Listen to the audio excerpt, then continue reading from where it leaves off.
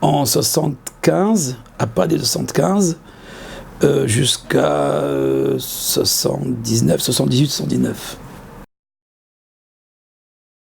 Donc le rabbin David Bouskila, qui était donc le rabbin de la communauté où nous étions donc à Casa. Et c'est ce rabbin qui un jour disait à mon père, pourquoi laisser ton fils après le BEPC, pourquoi rester encore ici au Maroc, envoie-le en France, à Aix-les-Bains. Mes parents n'étaient pas tout à fait d'accord, mais en fait quand Baruch Hashem, c'est Rabbi David Bouskila a influencé mon père Zichron Livracha, et j'ai comme ça donc cette manière-là, je suis arrivé donc à la Yeshiva. L'ambiance qui existait à la Yeshiva, à Aix-les-Bains, je parle de Yirat Shamayim, cet aspect de la crainte révérentielle, on ne le trouve pas dans les Yeshivot. Parce que je suis arrivé en Israël, après l'âge de 19 ans, après le bac, un an après, même 2 ans après, à 20 ans, j'étais là.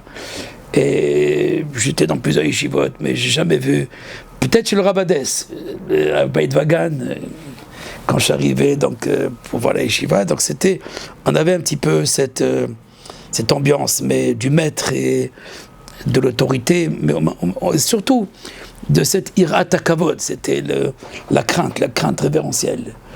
Et c'était donc exceptionnel. Même si on n'avait pas 8 heures ou 10 heures de Kodesh par jour, même ces 4 heures plus l'étude du soir et le fait de voir le Rav et de voir donc la sérieuxité donc de tout l'ensemble. Le Rav était présent partout, le Rav qui était présent, donc que ce soit le matin ou même l'après-midi. Il pouvait intervenir dans une classe et venir voir qu'est-ce qui se passe. Il était donc préoccupé tout le temps par la crainte du ciel, voilà, plus que par ce que l'enfant va emmagasiner, va enregistrer.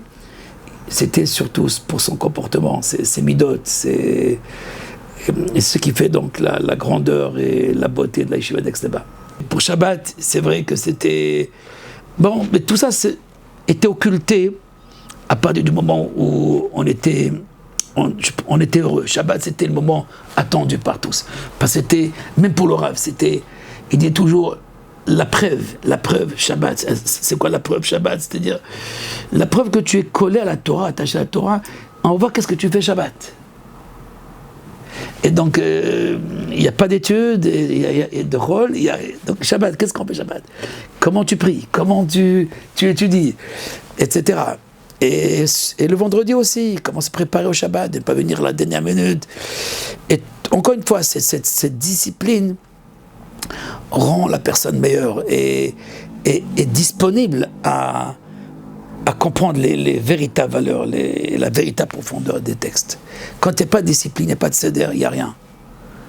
On peut être très intelligent, mais sans cette discipline, c'est comme un keli, c'est comme un vase qui est troué. Il y avait en même temps une crainte révérentielle et en même temps, on sentait chez nous, on sentait qu'on faisait partie d'un projet. Les drachot du Rav Gershon, même si c'était une fois par mois, et du Rav Chaikin tous les Shabbats, et d'autres éléments que je ne peux pas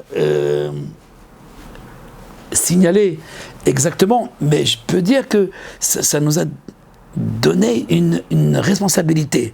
Je pense que ce qui manque, si on fait la comparaison avec le monde des Yeshivot, actuellement, on est là pour étudier, et après pour se marier, se caser, etc. Et au maximum, on rentre dans un kollel. Alors que là, on sentait qu'on faisait partie de quelque chose d'exceptionnel. On était différent de tout le monde. Et c'est cette singularité, on sentait cette distinction. On était des enfants distingués, des jeunes qui étaient distingués. Et ça nous a donné une importance. Et dès qu'on donne cette importance à l'enfant, alors il peut devenir un géant. Et beaucoup de rabbanim, pratiquement tous les rabbanim en France et en dehors, au Canada, bien d'Aix-les-Bains. Maintenant, c'est sûr qu'ils ont complété leurs études, etc. Mais ils n'auraient pas pris le, comment on dit, le schwung, la force, l'énergie, la dynamique. La foi dynamique. Tu dors pas. On ne dort pas avec le Rav. Personne ne peut dormir. Et donc cette dynamique et ce sens de la responsabilité, on l'a acquis là-bas. Les rabbanim, celui qui m'a influencé le plus, bien entendu, le Rav Rakin, mais le Rav Rechner aussi, et le Rav Veil et le Rav Gabay. Le Rav Gabay qui est en Israël aujourd'hui, qui habite à Tzfat. On n'avait pas de chapeau, on n'avait que des casquettes, et je me souviens un jour, alors que je ne faisais pas partie de la classe du Rav Gabay, mais je ne me souviens plus comment je suis arrivé dans sa voiture, et on a voyagé à Chambéry, et il a acheté des chapeaux, à tous qui avaient besoin d'un chapeau. Mais personne n'avait de chapeau, c'était à cette époque-là, quelque chose de très grand. Et pour vous dire, donc, il fallait donner une forme de Bachur Yeshiva. On n'avait pas cette forme, on avait surtout des Bachur Yeshiva de l'Europe centrale, de la Russie, avec son pantalon gris ou bleu, sa chemise pas verte, oui, mais c'était pas des chemises blanches, à part Shabbat. Et il y avait les Avrechim, bien sûr, qui nous donnaient ce modèle de Bachur Yeshiva. Mais la Yeshiva savait s'adapter et ensuite adapter tout le monde à sa voix. Et je me souviens un jour, d'ailleurs, j'avais un pull vert, c'était à Shavuot, et il y avait un Avrer, c'était pas un Rav, mais c'était un Avrer. Alors il me dit, il est beau ce pull, ouais, je le trouvais beau, mais c'était écrit sans faire attention, j'étais jeune, Julie et Juliette. Donc, on est à Aix-les-Bains, Julie et Juliette, et il me dit, tu trouves pas qu'il faudrait peut-être...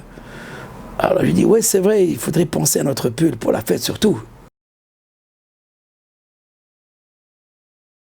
Le Rav Rakin avait des flashs, il avait parfois des phrases, des mots qui pouvaient soulever... même un mort, même un homme qui était complètement paralysé, donc il commençait à entendre. Et même ceux qui étaient indifférents à tout, il y a des phrases qui touchaient et qui vous élevaient. C'est un exemple ? Un exemple.